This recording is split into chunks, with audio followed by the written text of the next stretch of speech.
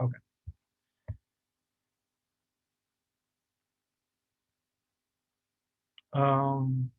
Yes.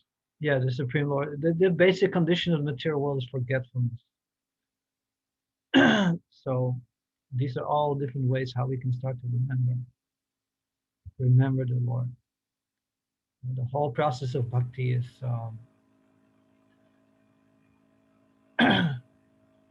all the rules and regulations we form is to always remember Krishna, never forget him.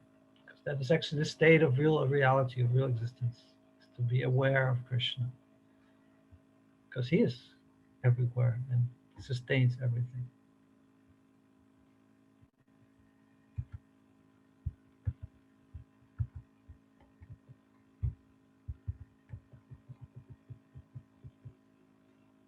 So how do we see Krishna's form?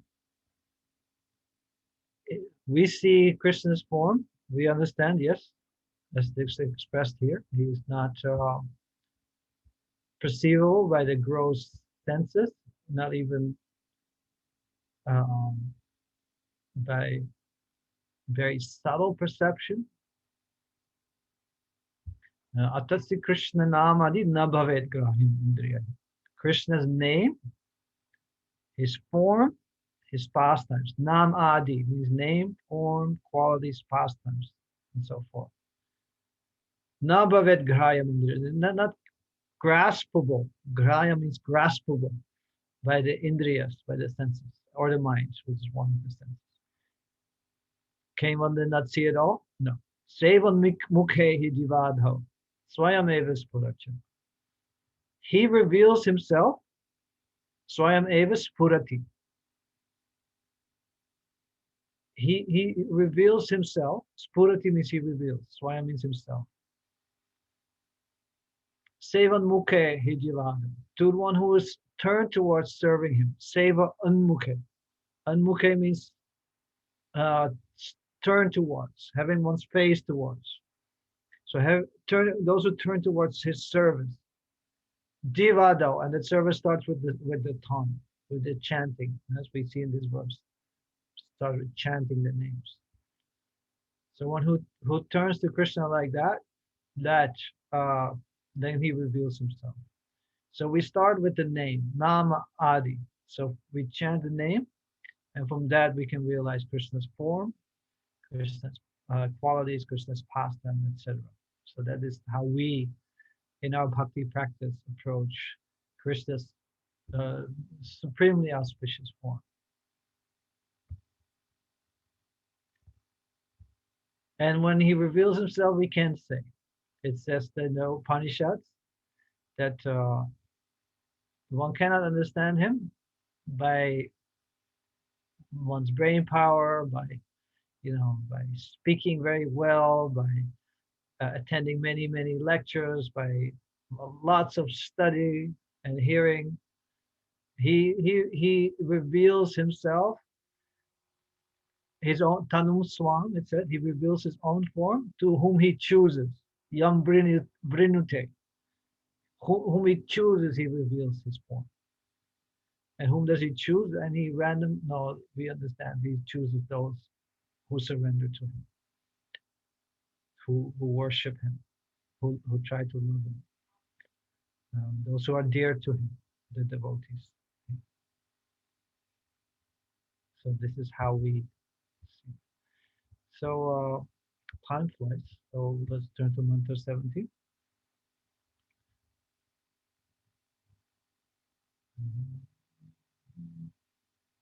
So someone can maybe repeat.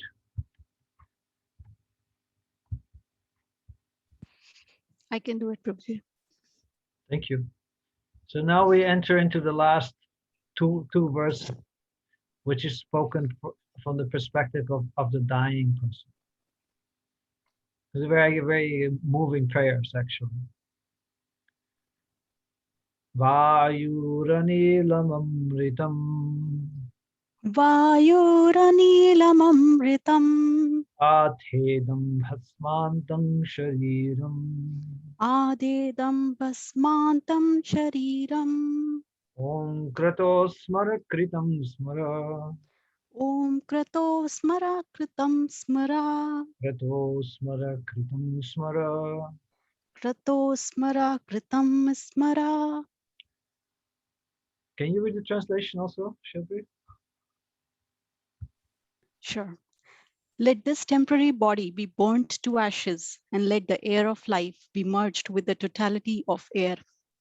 Now, O my Lord, please remember all my sacrifices, and because you are the ultimate beneficiary, please remember all that I have done for you.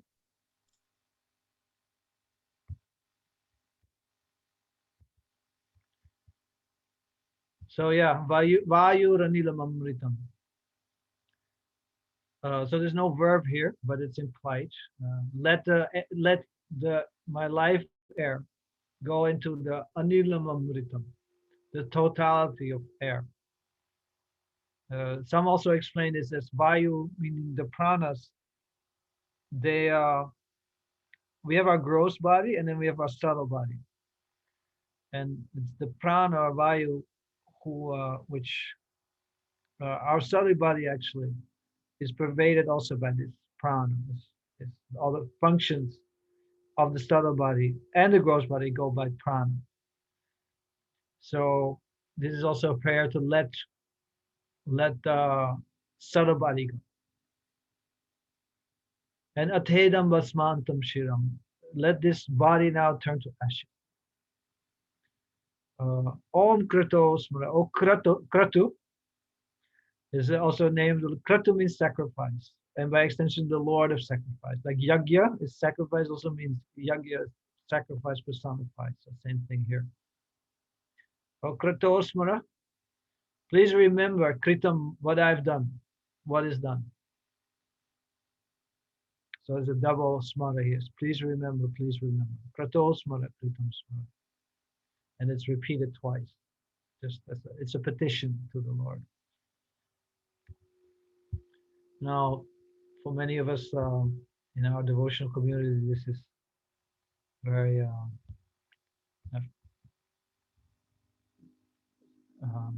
reading this verse at this time kind of has a little special taste to it. This week, one of the very great disciples of Srila Prabhupada passed away. His name was Pankaj Jangri Prabhu. Some of you may know him. I've seen him, may even know him personally. Anyone of you knew him personally?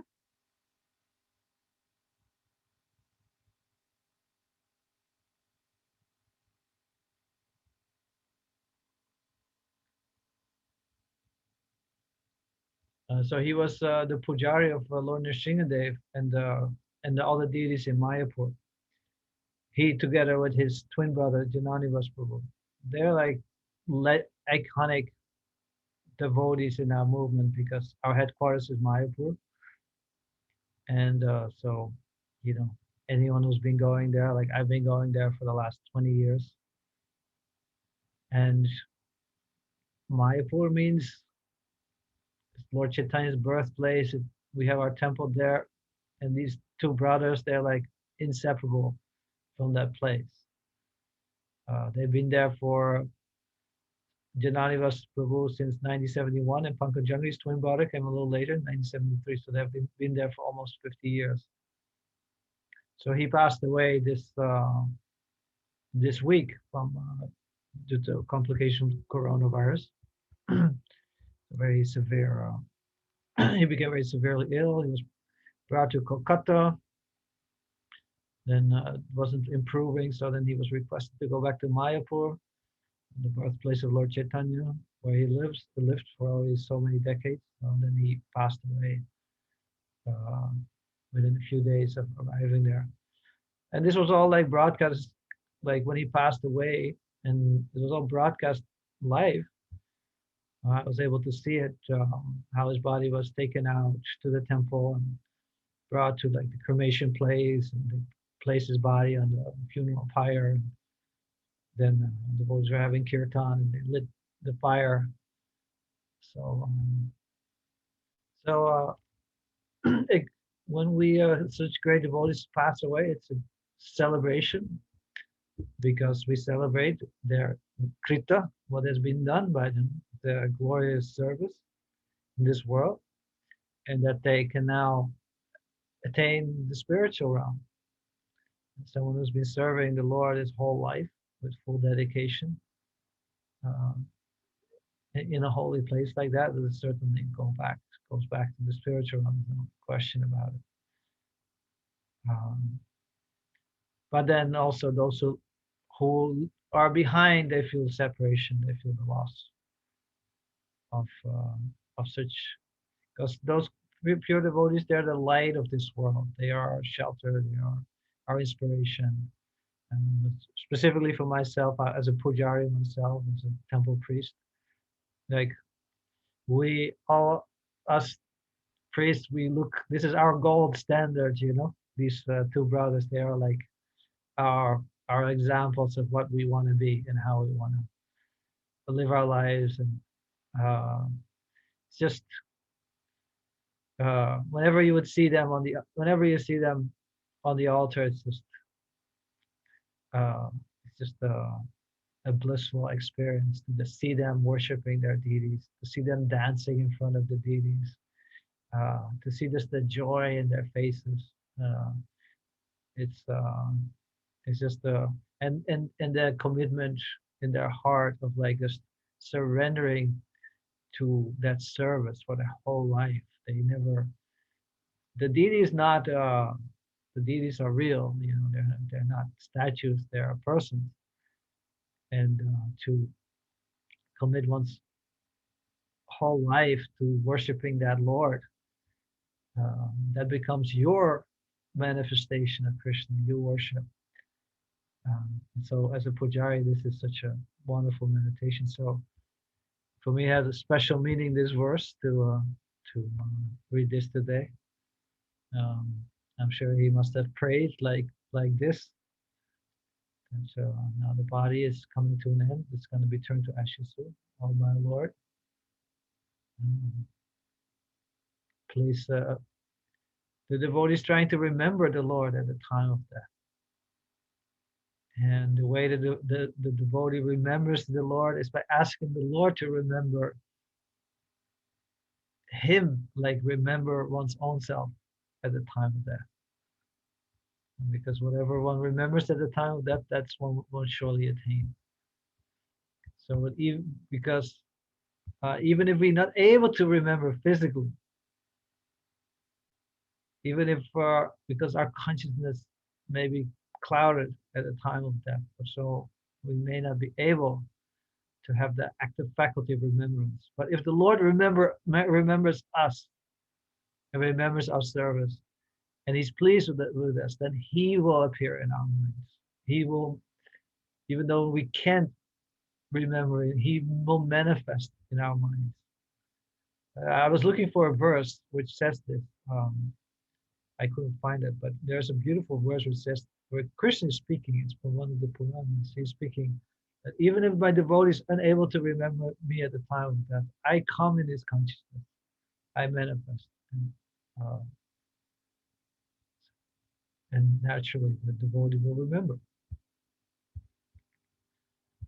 So just thinking about this verse in that context. I had the good fortune to, be there in Mayapur, took some courses about worship. He came to New York also. I was with him for a few days, serving him personally. It was a very, very special experience. So very grateful I received some of his association and his mercy.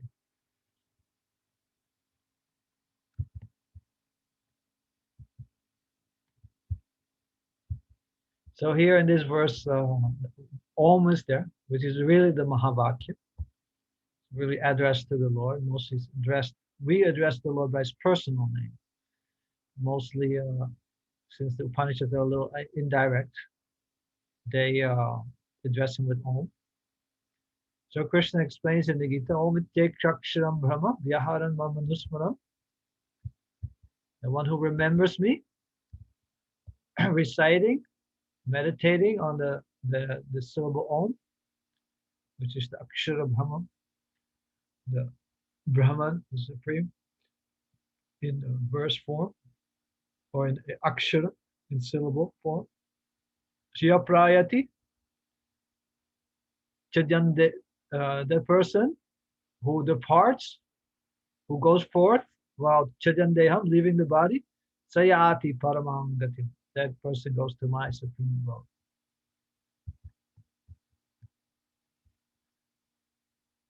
So this is a very nice statement from the purport. Prabhupada says, even if at the time of death, a devotee does not remember his service to the Lord does not forget him. This prayer is given to remind the Lord of the devotee's sacrifices. But even if there's no such reminder, I really like that.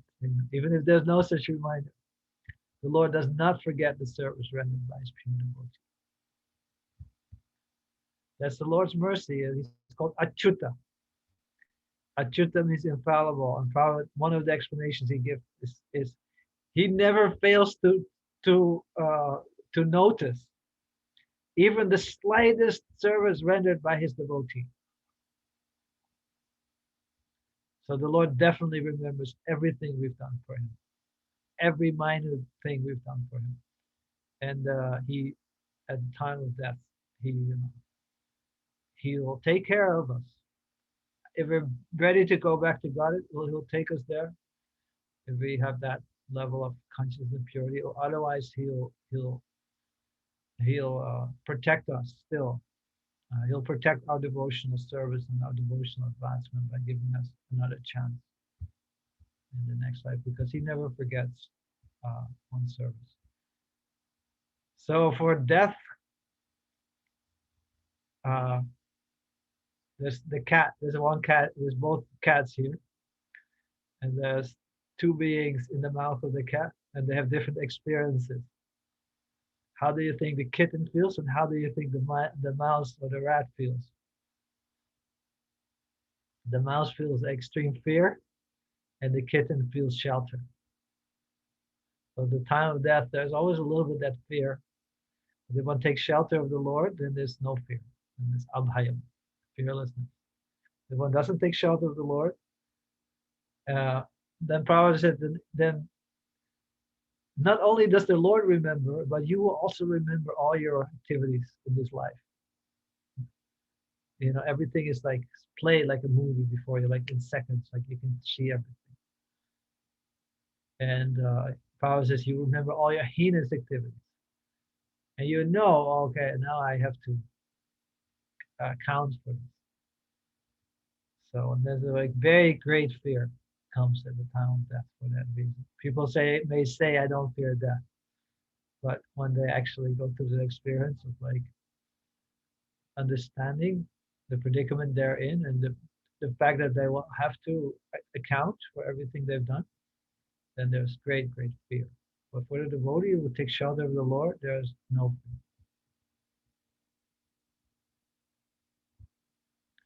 So therefore, it's incumbent upon us to practice very, very seriously, very sincerely. And that's what we really can take shelter in those examples of devotees. And that's why we celebrate.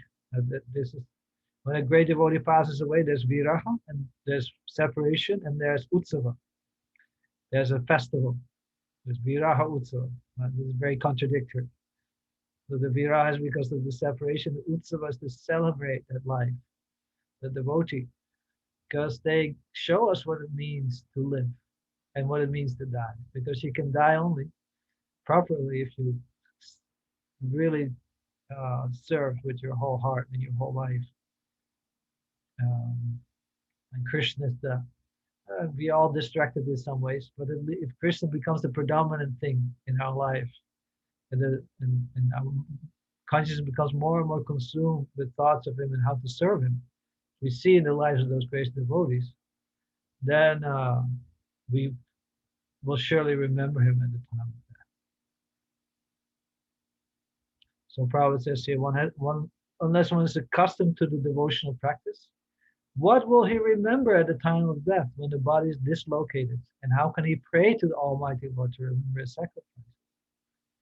Sacrifice means denying the interest of the senses. One has to learn this art by employing the senses in the service of the Lord. during one's lifetime, one can utilize the results of such practice at the time of death. So it's very nice how the Īśopaniṣad places this prayer, this devotional practice from the previous verses in the context of death, because it's not that adds that flavor of urgency we need in our practice.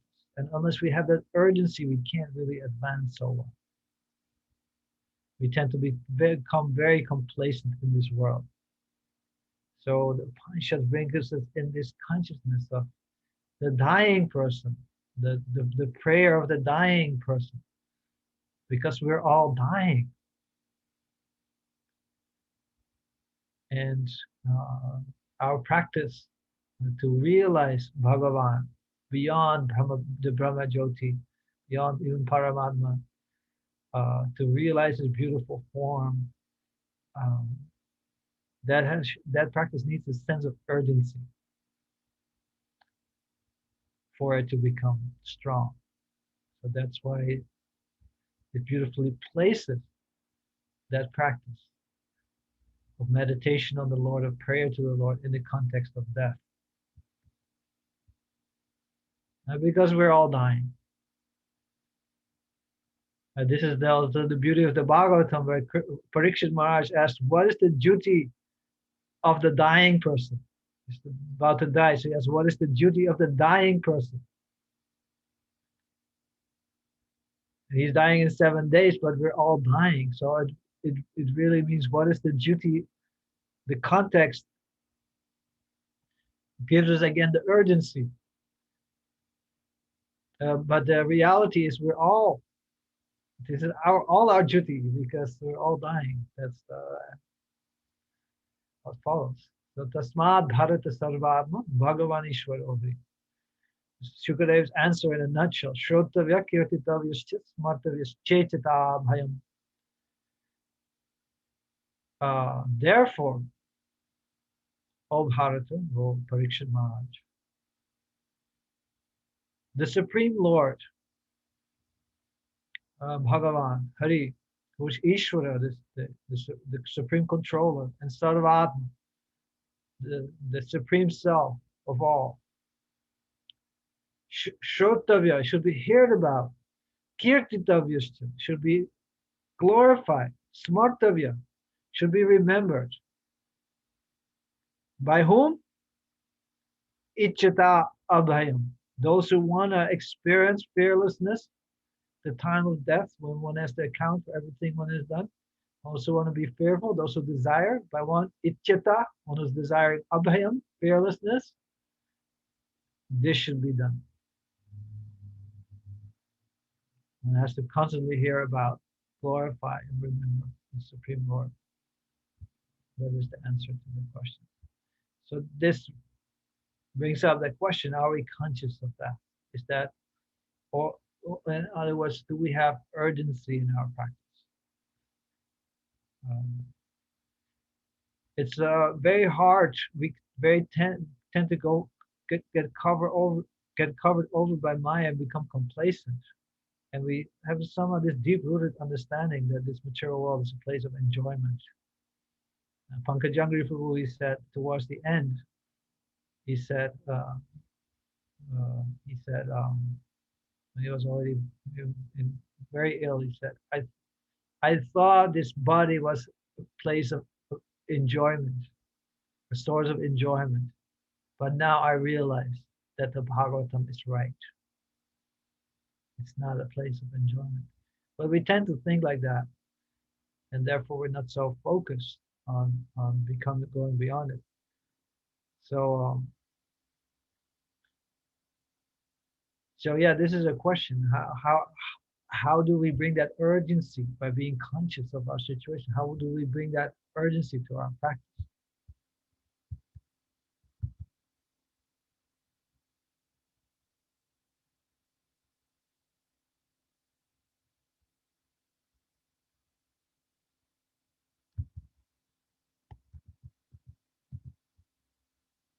Any thoughts on that?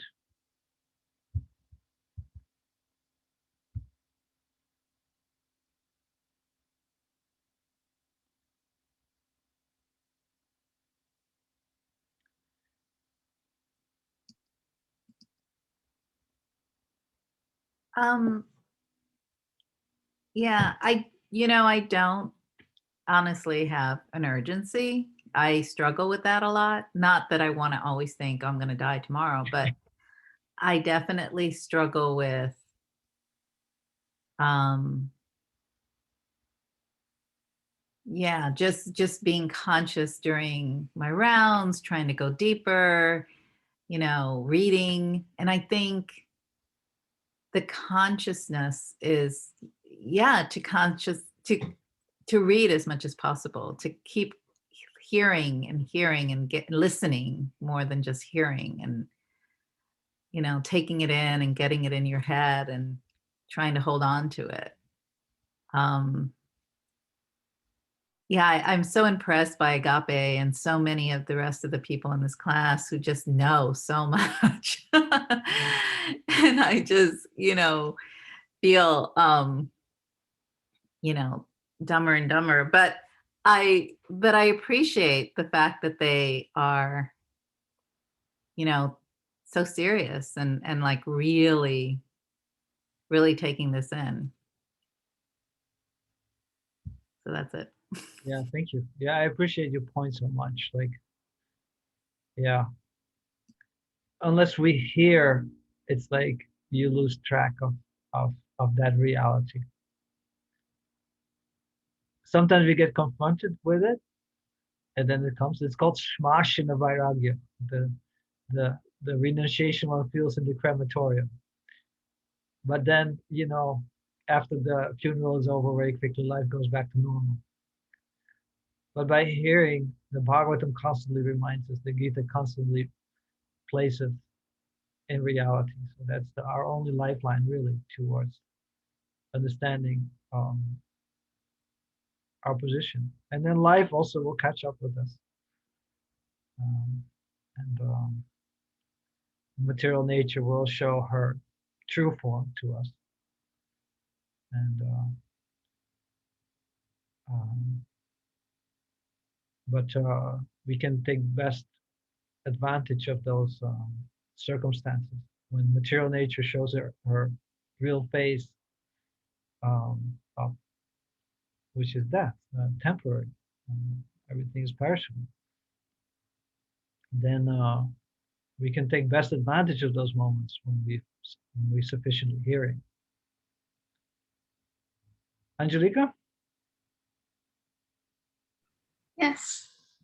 I wanted to mention, it reminded me of like the saying of Prabhupada, which was, first we need to be conscious and then we can be Krishna conscious, which is that, unless we actually bring intentionality to our actions and can really become aware of what we are doing, we are not really able to connect it with Krishna or to spiritualize those actions.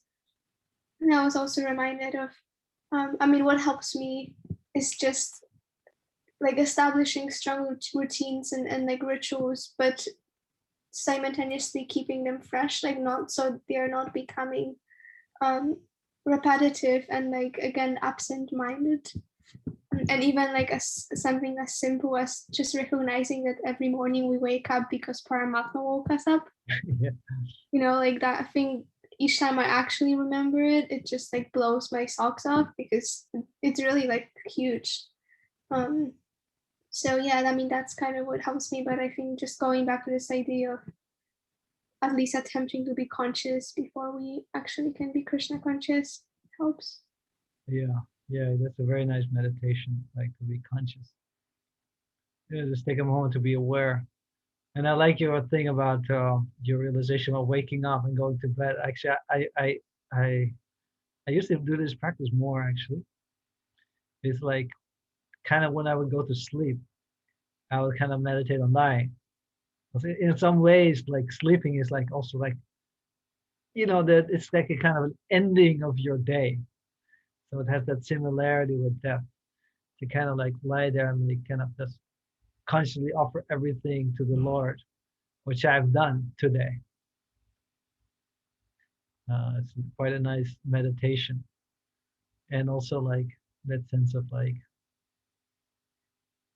yeah, meditating on this is what I have to do in the ultimate sense of my life. Like when death comes and I want to make this life as an offering. Whatever I've done, I might offer it to you. That's really the spirit of this verse. Someone can practice that every day. This is a very good time at the end of the day when things come to an end. Paresh. Hare Krishna, Prabhuji. Hare Krishna. Thank you for sharing that wonderful meditation on Pankaj Jangri, Prabhuji. It was very nice and heart-touching. Prabhuji, this one reminds me, I might not be analogous to the proper example, but I have heard in random lectures where in Prabhupada Lilamrit lecture, Prabhupada was talking to one of the disciples, a devotee, that and devotee said that sometimes I get affected by Maya, and Prabhupada says, no, you are always in Maya, only sometimes you come to the consciousness. And then the second analogy is, if you have the pot which is full of hole and you're trying to fill that up, how can you make sure that it will be filled always? And the only way to do is to just put it into the water, inside the water, and it will be always be filled. So if you always keep remembering this, that is inevitable, and if you keep chanting and keep performing whatever is your prescribed duty to, and once you remember that what you need to do as a human being, or the life as a human being, what is your real purpose of the life, that's where probably it will give you, or it will help you, if constant association and constant remembering that thing would help you to avoid at the time of death, because you will remember the same thing what you are doing every day. Yeah, thank you. Thank you. Thank you all for your contributions. I'm looking at the time and it has flew by, as it does in life. So I just want to quickly go over the last mantra. This is like the final culmination of the Upanishad. Sorry for going a few minutes over. I'll keep it very short. Agnenaya supataraye yasman vishwani deva vayunani vidvan yuyo jasmat juhuranameno bhuyishtham te nama utting vidhema. O my Lord, as powerful as fire, O omnipotent one, now I offer you all obeisances falling on the ground at your feet. Oh my Lord, please lead me on the right path to reach you. And since you know all that I've done in the past, please free me from the reactions to my past sins so that there will be no hindrance to my progress. So the Lord is described as Agni, fire. Naya means please lead. Supata, by the supata, by the good path, by the right path. To what? Raye means towards wealth. Obviously, this is, if you look at the context of Śrī Īśopaniṣad, doesn't refer to like material wealth, but to the wealth of real spiritual realization of the Lord's form and nature. And then he says, Vidvan, you are the knower of all our actions. Vishwanu Vayunani, Deva, O Lord. Yuyodi asmat juhuranameno. Please remove our sins. Our enas means sin. And juhurana means like which leads to, I don't know how Prabhupada translated, but it means like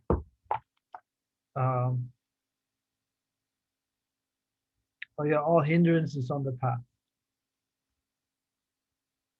That's how he translated it. How are sins or hindrances of the path? Because sin is not only sinful reactions that lead to another body. Like you do something and you have to suffer the result. That's one aspect of sin. Another aspect of sin is any action done which is not in service to the Lord. That's create impressions in our heart.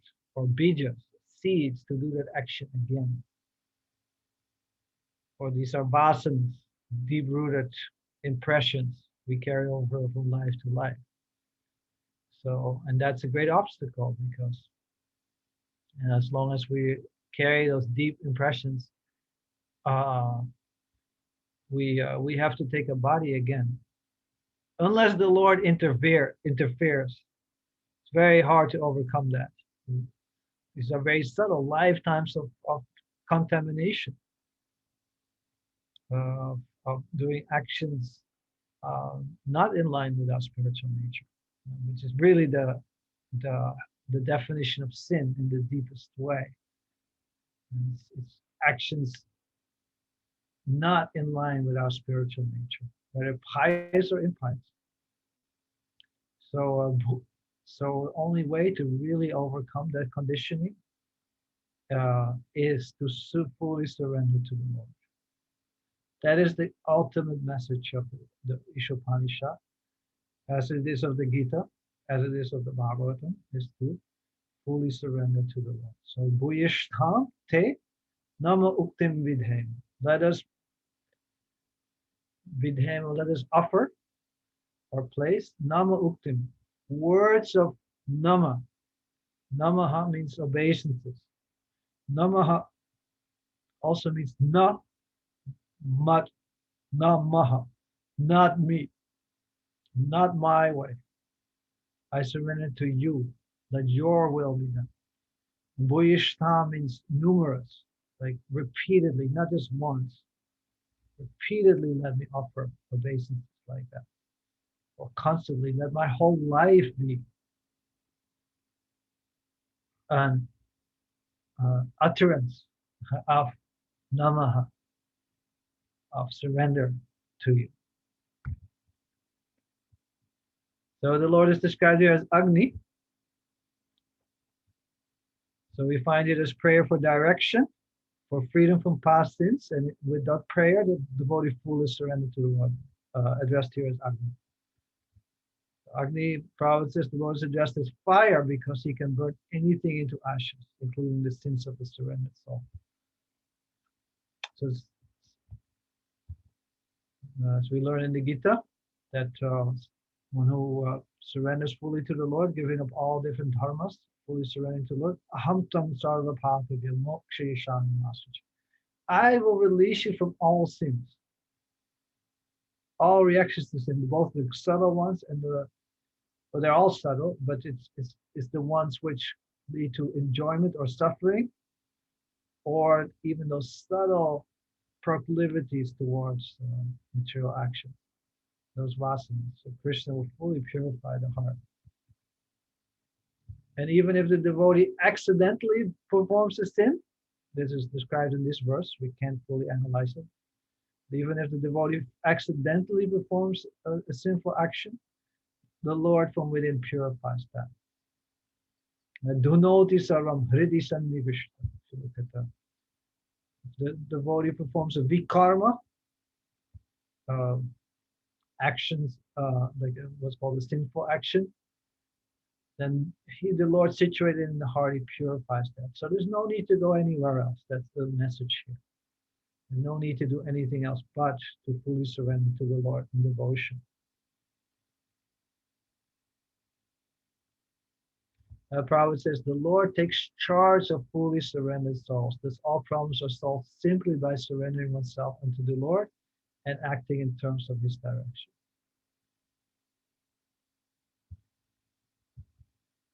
And that's another meaning of the word Agni. Agre Nayati means one who leads, Agre the front. So it refers to him who's the leader of all beings. Agni is the name of a demigod because this also applies to the demigod in a particular way. He's the Purohita. He's the priest of the gods. He leads them in sacrifice.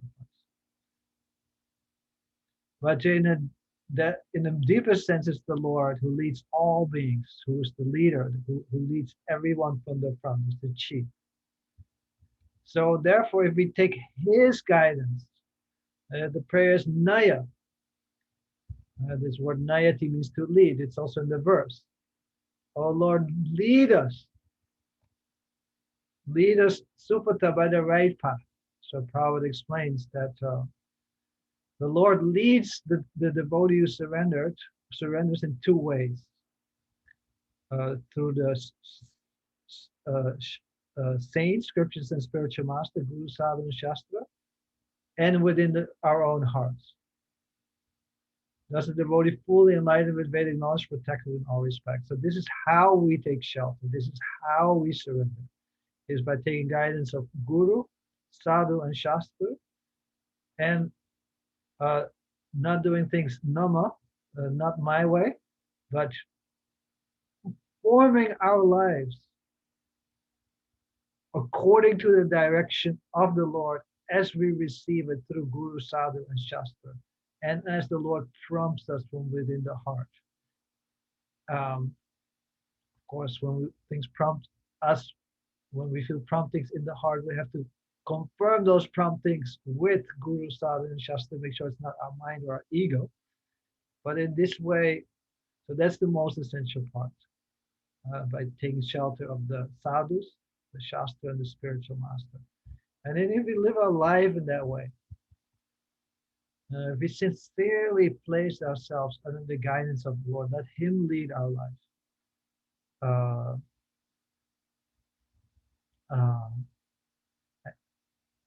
If we surrender to Him by following His instructions, Sarva Dharma Parijajam, Mam Ekam Sharanam. Krishna explains, well, how do we do that?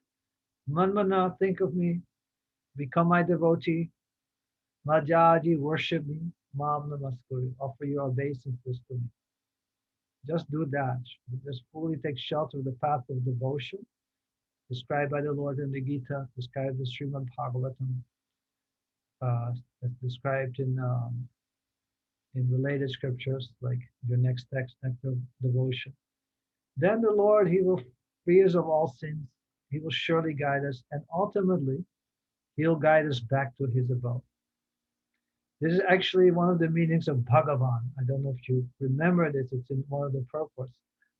The word Bha comes from the word Bharta. This means the maintainer or the master. So the devotee accepts the Lord as their maintainer and master. Not our paycheck. It's the Lord. Not our boss. The Lord is our boss. And maybe His maintenance comes through that, but ultimately He's our maintainer. And Ga, the word Ga, Gamayitva, means He's our guide. Or Neta, He's our leader. And we accept Him as our leader. And Va means He who lives everywhere. But that, especially that sense of like accepting the Lord as one's maintainer and as one's leader in life, forming one's life according to His instructions.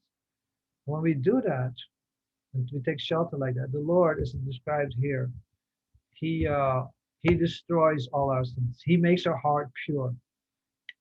He cleanses our heart. It's not something we can do. He can do that.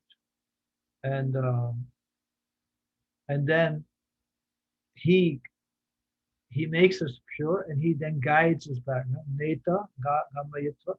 One of the meanings described by Diva Goswami, He guides us, He makes us go, He leads us to His abode. That's the sure way. Krishna says in the Gita, for those who follow this path, 12 chapters, 6 and 7, I become the swift deliverer from the cycle of birth and death. Very quickly He will take us, like the cat carried the kitten to its home. So that's the final word of the Īśopaniṣad. So that ends our class.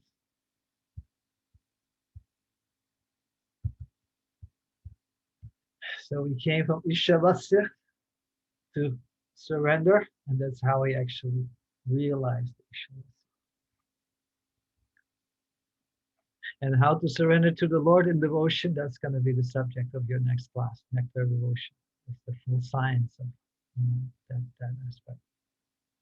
So thank you so much for being here, for creating this sacred Sangha where we were allowed to discuss Krishna Katha through this very special text.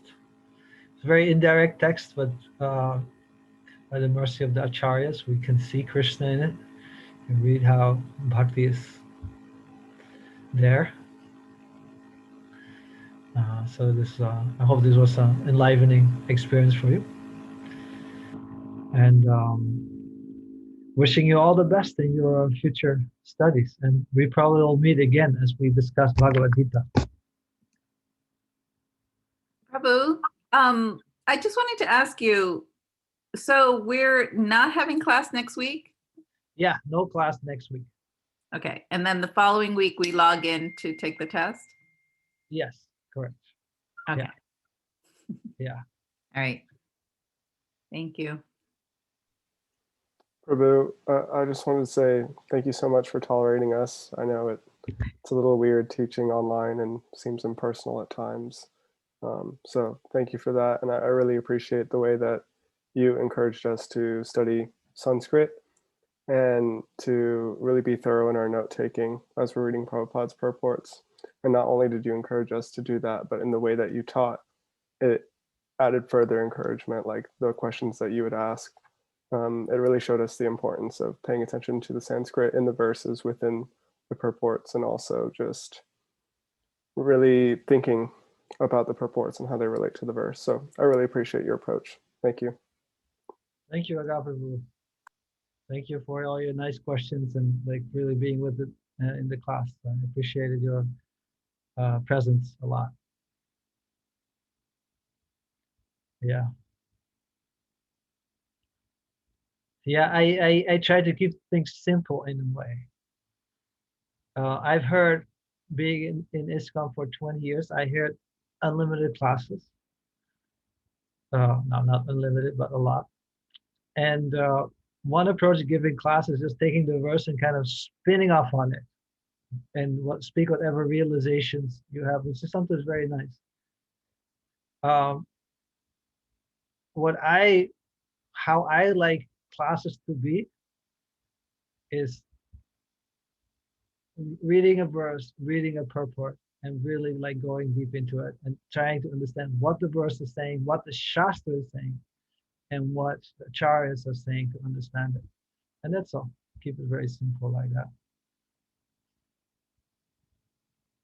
I found it the most satisfying way in my own hearing, my own studies, and also this is kind of how I like to present.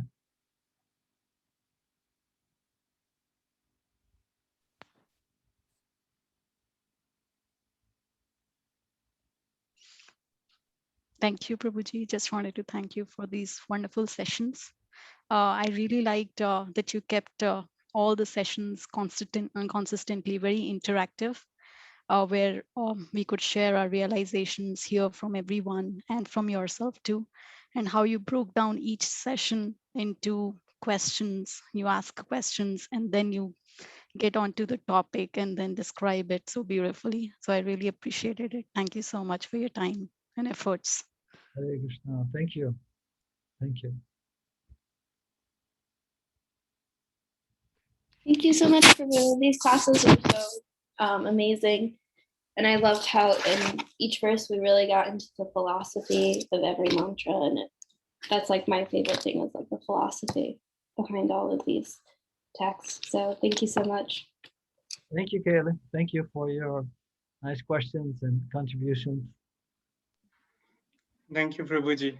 I really appreciate you come up with the different question and have it discussed within the class all the time and get everyone's perspective and ultimately give the conclusion towards the right path. As in the last verse itself says, right, that Krishna, we are praying Krishna to give us the right path. So you're leading us to the right path ultimately after the discussion for every verse. Thank you so much. It was beautiful. Nice sessions. Yeah. Thank you. Hare Krishna. Also really appreciated your presence. Always like very present in the class, and yeah, always contributing, asking questions, and yeah, it's very nice.